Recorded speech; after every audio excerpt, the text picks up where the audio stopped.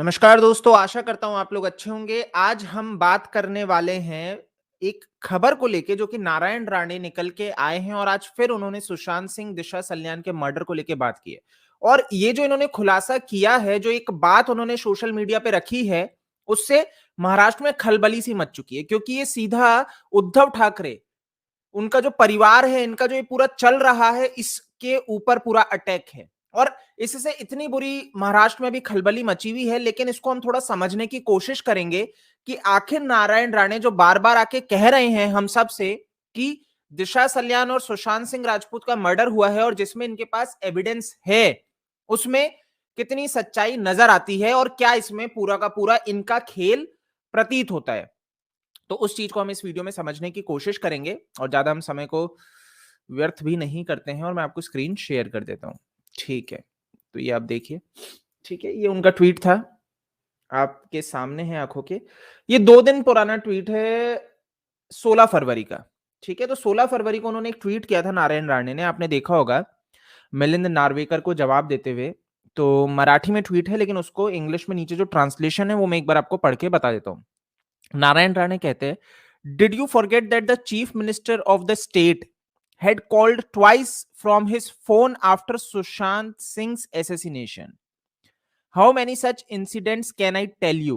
Don't make me talk. Narvekar Milind.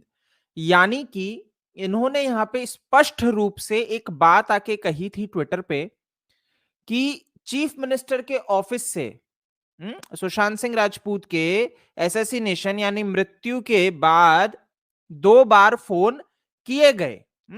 अब इसके ऊपर इन्होंने पूरी बात नहीं रखी है कि ये किस और किसके लिए इशारा कर रहे हैं, लेकिन एक इन्होंने सुशांत सिंह राजपूत के केस में कुछ इनको पता होने की और कहा ऐसे और कितने इंसिडेंट है जो ये सामने रख सकते हैं। अब लेकिन ये सुशांत के मर्डर को लेके जब ये कह रहे हैं सुशांत का मर्डर हुआ है और उसमें इनके पास बहुत ही इंपॉर्टेंट सबूत हैं, तो सीबीआई कुछ क्यों नहीं करता है? सबसे इंपॉर्टेंट चीज है क्योंकि ये खुद वही केंद्र सरकार में मिनिस्टर है और आप ही के पीएमओ के अंडर अगर सीबीआई है तो आपके लिए तो कितना इजी है उनको रीच करना। आप समझिए इस चीज को, आपके लिए तो बहुत इजी हो जाता है। एक आम व्यक्ति के लिए हम समझते हैं चलिए ठीक है 10 रास्ते से गुजरेगा, लेकिन आप तो मंत्री, आपके पास पावर, उसके बाद आप सिर्फ ट्विटर ट्विटर खेल रहे हैं लोगों के साथ। ठीक है, अब इन्होंने आज वापस से एक चीज की।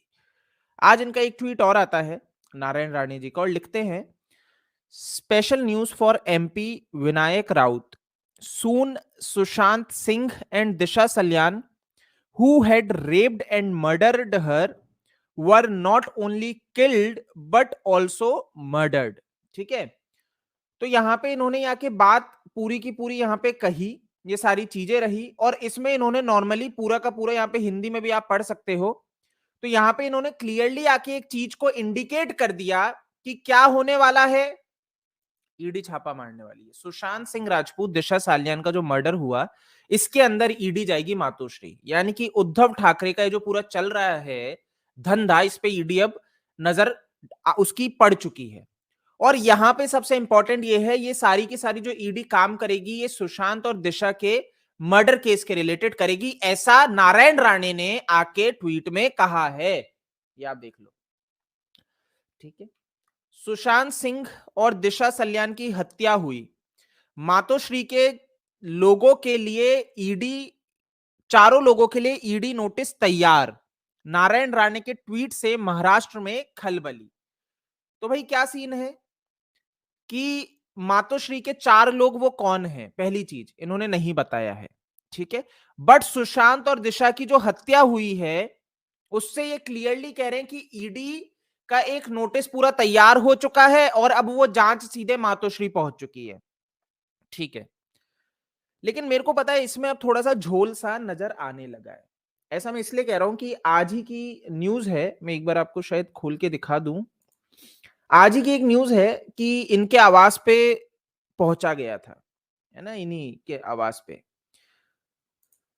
एक बार मैं आपको ओपन करके दिखाता हूं, है ना, जिससे आप इसको थोड़ा अच्छे से समझ पाओ कि क्या खेल चल रहा है और जो थोड़ा सा सुधरना चाहिए, मतलब ये इसमें सुधार की आवश्यकता है कि किस तरीके से इनके घर पे पहुंचती है बीएमसी के अधिकारी, और वहां पे ये उपस्थित नहीं थे, इनका बेटा उपस्थित नहीं था, क्योंकि चीजों को तोड़नी है, वो कह रहे गैर कानूनी है ना। इनके पीछे वहां पे महाराष्ट्र सरकार पड़ी हुई है, और ये यहां पे क्या कर रहे हैं, सुशांत और दिशा के केस पे बात कर रहे हैं, लेकिन सीबीआई के पास नहीं जा रहे हैं, ना सीबीआई इनके पास आ रहा है। ठीक है, ये सबसे इंपॉर्टेंट चीज है। सीबीआई इनको समन नहीं करता है, सीबीआई इनसे सवाल जवाब नहीं करता है, सीबीआई इनको नहीं कहता है कि आप आइए हमें सबूत दीजिए, क्योंकि आपके पास अगर इतने वैलिड इंपॉर्टेंट सबूत हैं सुशांत सिंह राजपूत और दिशा के केस में, तो ये तो पूरे इस जांच में, और अब तक तो 300 तो लग जानी चाहिए। मैं एक चीज और बता दूं, अगर नारायण राणे जा चुके होते, मैं आपको क्लियरली बता दूं, सीबीआई के पास 302 लग चुकी होती। क्यों? क्योंकि इन्होंने बीजेपी महाराष्ट्र के वहां पे पूरे बैनर के आगे बैठ के प्रेस कॉन्फ्रेंस की है, उसके अंदर इन्होंने क्लियरली कहा है कि दिशा सुशांत का मर्डर हुआ है, इनके पास एविडेंस है, आदित्य ठाकरे रेपिस्ट है, मर्डरर है, ये सारी चीजें उन्होंने कही है, राइट। और उसके बाद में, और इस चीज में और वजन तब आ जाता है कि आप अगर किसी के ऊपर आरोप लगाओगे, आज हम देख रहे हैं, हमने एनसीबी के केस में देखा, यहां पे कितनी जल्दी ईडी के उसमें देखा हमने कि अगर एक नेता दूसरे नेता को महाराष्ट्र में कुछ बोल रहा है, फटाफट से डिफेमेशन कर देते हैं, मानहानि का केस कर देते हैं, फिर कोर्ट में जाता है, कोर्ट किसी एक के पक्ष में फैसला दे रही है, हम ये चीज देख रहे हैं। लेकिन यहां पे ये 2020 से बोल रहे हैं, आज 2022 आ चुका है, कि आदित्य ठाकरे रेपिस्ट और मर्डरर है, लेकिन उद्धव ठाकरे और इनके सुपुत्र जो आदित्य ठाकरे कुछ नहीं बोलते हैं, ना कोर्ट जा रहे, ना इनका कोई व्यक्ति इनके विरोध में कोर्ट जा रहा है। एक और चीज समझिए, नॉर्मली क्या होता है, अगर इनके ऊपर बोला तो इनके जो नीचे के होते हैं शिवसेना पार्टी के, वो चले जाएंगे, वो एफआईआर लिखवा देंगे कि देखिए हमारे नेता को ऐसे ऐसे कहा जा रहा है। कोई नहीं जा रहा है, ये सबसे इंपॉर्टेंट चीज है। और नारायण राणे को फिर ये अलग तरीके से दबाने के लिए कभी उनको गिरफ्तार कर लेते हैं, घर पे खाना खाते वक्त उठा लेते हैं, राइट, कभी इनके घर को तोड़ने पहुंच जाते हैं। तो ये सारी चीजें ये पूरी कर रहे हैं। लेकिन दिक्कत यहां पे यह है, क्या नारायण राणे सही में, एक बार आयुष भाई सुन लो, पहले सुन लो, उसके बाद लिंक ले लेना, ठीक है, पहले विषय तो सुन लिया करो, आते ही लिंक दीजिए, हैं जी, ठीक है। तो क्या बात हो रही है कि आप यहां पे क्या कर रहे हो, आप ना सीबीआई के पास जा रहे हो, ना सीबीआई आपको बुला रही है, आप इतने पावरफुल नेता हो, साधारण नेता तो हो नहीं, हैं जी, उसके बाद भी आप सिर्फ बोल रहे हो, ट्विटर ट्विटर खेल रहे हो, सोशल मीडिया मीडिया खेल रहे हो, राइट। और आप कहां पे ट्वीट कर रहे हो, ये सबसे इंपॉर्टेंट है। मैं एक बार आपको वापस से स्क्रीन पे दिखाता हूं, ये मुझे थोड़ा सा बहुत ही ज्यादा अजीब सा लगा। आप देखिए, सुशांत सिंह राजपूत ऐसा नहीं है कि अपने ट्विटर पे हिंदी में नहीं लिखते हैं या इंग्लिश में ट्वीट्स नहीं करते हैं, नारायण राणे हिंदी में भी ट्वीट करते हैं, इवन इंग्लिश में भी ट्वीट करते हैं। मैं आपको इनकी प्रोफाइल खोल के एक बार दिखा भी दूंगा, ठीक है। तो नारायण राणे अपनी हर भाषा में जब ट्वीट करते हैं, तो यहां पे सुशांत और दिशा का मुद्दा तो ग्लोबल मुद्दा है जी। चलिए आप ग्लोबली मत भी जाइए, तो भारतीय मुद्दा तो है, सिर्फ महाराष्ट्र का मुद्दा ना रह के पूरे भारत का मुद्दा है। तो आप मराठी में क्यों ट्वीट कर रहे हो, है जी। यानी कि क्या आप अभी जो ये बीएमसी के चुनाव आने वाले हैं, आपको बहुत अच्छे से पता है, तो बीएमसी के चुनाव आए तो महाराष्ट्र के उसमें ही रह जाएंगे, आपको बहुत अच्छे से पता है, महाराष्ट्र से बाहर वाला व्यक्ति तो इसमें कुछ कर भी नहीं सकता, उनका कुछ इसमें होना भी नहीं है, ठीक है। तो क्या आप इसीलिए अब ये मराठी लैंग्वेज, मराठी लोग जो हैं उनको यहां पे भ्रमित करने की कोशिश कर रहे हो और उनके साथ पॉलिटिक्स कर रहे हो कि ये बात उठाएंगे, उनको लगेगा देखिए नारायण राणे एक व्यक्ति है महाराष्ट्र में जो सुशांत दिशा के कातिलों को जेल में पहुंचवाने वाले, लेकिन सीबीआई के पास ना ही ये जाते हैं, मैं फिर कहूंगा, और ना सीबीआई इनके पास आती है, ठीक है। एक पावरफुल व्यक्ति है। तो एक बार इनका मैं वो दिखा देता हूं, जैसे कि मैंने कहा था मैं आपको दिखा दूंगा, ठीक है। ऑफिस ऑफ नारायण राणे ने ट्वीट किया इंग्लिश में, सबसे ऊपर ये है, ठीक है, इनको इन्होंने रीट्वीट किया, और नीचे आ जाओ, नारायण राणे का इंग्लिश में ट्वीट है, ठीक है। तो आप यहां पे इंग्लिश में ट्वीट करते हो क्योंकि ये भाई पूरे इंडिया तक बात जा रही है। तो दिशा सल्यान और सुशांत का केस सिर्फ महाराष्ट्र का केस नहीं है, ये पूरा का पूरा भारत का केस और इवन ग्लोबल है।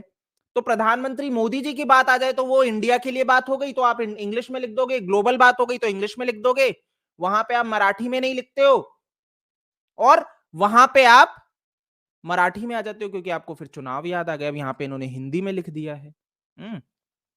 तो इंपॉर्टेंट है ये कि नारायण राणे जी, क्या आप यहां पे राजनीति कर रहे हो, गंदी राजनीति कर रहे हो। आप यहां पे ये बिल्कुल नहीं चाहते हैं कि सुशांत के जो अपराधी हैं, जो कातिल हैं, उनको सजा मिले, और आप सिर्फ यही चाह रहे हैं। और मैं आपको एक बात बता दूं, ईडी क्या कर लेगी, मैं तो अब मेरे को पता है, मैं क्लियरली बोलूंगा, ईडी क्या करेगी? कुछ नहीं करेगी। आप पहले ये बता दो वो 17 करोड़ पे ईडी कहां है? अभी तक तो वो ईडी उन 17 करोड़ का कुछ नहीं बोली आके। ईडी के पास बहुत कुछ है।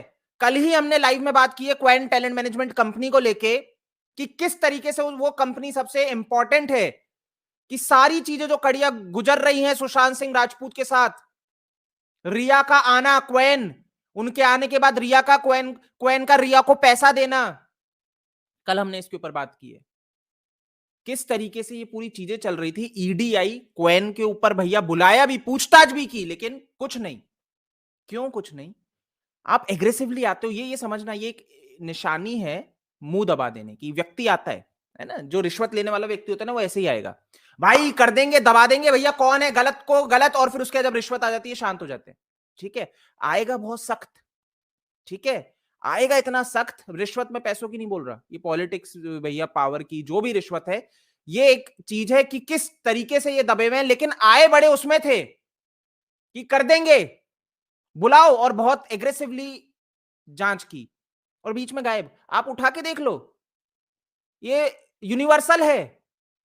आप कहीं पे भी बैठो, जो भ्रष्ट होगा वो सामने वाले को लपेटेगा ही ऐसे, क्योंकि उसको तो अपना मतलब निकालना है। आप सरकारी ऑफिस में जाते हो जहां पे भ्रष्ट अधिकारी होता है, वो आपको क्या बोलता है, देखिए भैया आप गलत है, नहीं होगा, फिर आप बोलते हैं 100 200 500 रुपए लेके कर दो, तो फिर वो थोड़ा ठीक है दबा देता है। आप समझिए, आप गलत हो, और जैसे ही आपने दबा दिया वैसे ही वो शांत है, चलो अब तो फाइलें खींचने दो। बहुत कॉमन है, हमारे पुलिस स्टेशन में बहुत कॉमन होता है, मैंने बहुत से केसेस देखे हैं कि किस तरीके से मामला दबा दिया जाता है, कोर्ट से वारंट निकल जाता है, उसके बाद पुलिस वाले एकदम पहुंचते हैं गिरफ्तार करने, अरे कुछ नहीं हो सकता, कोर्ट से वारंट है, वो बोलता है भाई कुछ ले दे के कर लो, वो रुपए दे देता है, पुलिस वाले बोलते हैं फरार चल रहा है, नहीं मिल रहा। ये स्थिति है। आपने गुनहगार को गिरफ्तार करने के लिए कोर्ट से वारंट लिया, ये रियलिटी है। ये मैं आपको एक कॉमन भाषा में समझाने की कोशिश कर रहा हूं। सीबीआई तो बहुत अपर लेवल पे आ चुकी है, तो किस तरह से चीज होती है। कोर्ट ने कह दिया गिरफ्तार कर लो, ये अपराधी है, पुलिस के पास वारंट लेके गए, आपको वारंट मिला, वकील ने आपको वारंट दिलवाया, पुलिस के पास गए, देखिए इसके लिए अरेस्ट वारंट है, इसको गिरफ्तार करो। या तो आप पुलिस को सबसे पहले कुछ रुपए पानी खिला दो, समझो ये स्थिति है, ये हमारे पूरे भारत देश में ऐसा बन चुका है, ये करप्शन है। या तो आप अपराधी को पकड़वाने के लिए पुलिस को पहले ही खिला दो, जिससे कि पुलिस उधर जाके ना खा ले और फिर आपको बोले हम तो गए थे, वो तो फरार हो गया, है ना, अब क्या कर सकते हैं। ये स्थिति होती है, ये चल रही है व्यवस्था, ये करप्शन है। तो सीबीआई क्या कर रही है, एग्रेसिवली आती है और एकदम शांत है, और उसके बाद हम उसको आड़े हाथों ले। अरे भाई क्यों आड़े हाथों लेते हो? प्रधानमंत्री जी से प्रश्न क्यों करते हो? किसी को रिक्वेस्ट क्यों करते हो कि प्रधानमंत्री जी के ऊपर प्रेशर बनाया जाए, सुप्रीम कोर्ट में जाया जाए? आप किसी से रिक्वेस्ट मत करो, क्यों मत करो रिक्वेस्ट? आप समझिए, जो सुशांत सिंह राजपूत को ऑफिशियली रिप्रेजेंट कर रहे हैं कोर्ट में, उनसे हम रिक्वेस्ट क्यों नहीं कर सकते? करना पड़ेगा, क्योंकि पता है ये चीज ऐसी है, आरोप लगाना और रिक्वेस्ट करने में जमीन आसमान का फर्क है, समझ लो सबसे पहले।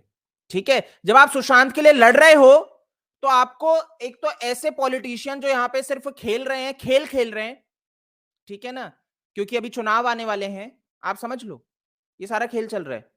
ये मैं तो सिंपल सा बोल रहा हूं, ईडी थोड़ी कातिलों को गिरफ्तार करेगी। कब से ईडी मर्डरर्स को गिरफ्तार करने लगी है? वो तो सीबीआई करेगी।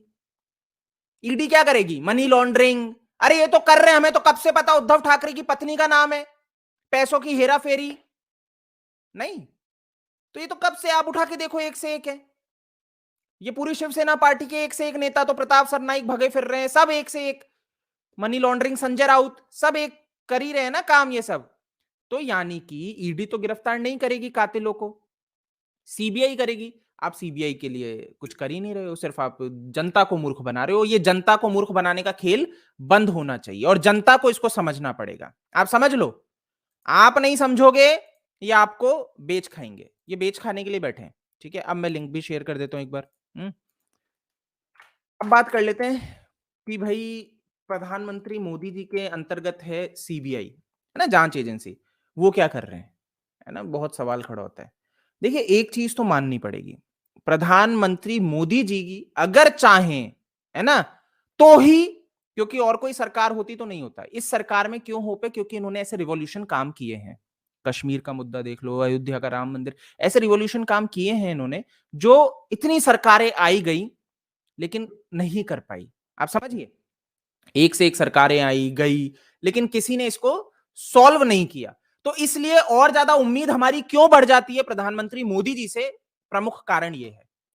अब दूसरी चीज यह है कि ये चीज समझनी पड़ेगी, बॉलीवुड बहुत, मैंने कल भी इसके ऊपर बात की थी, बॉलीवुड में जो पूरी गंदगी चल रही है, लोगों को मार दिया जाता है, उसके बाद बॉलीवुड ढोंग करता है और भूल जाता है कि हमारा कोई व्यक्ति भी था, क्योंकि ये सब तो खुद लिप्त बैठे हैं। नशा, चरस, गांजा, देह व्यापार, सारी चीजें तो ये करने में माहिर है।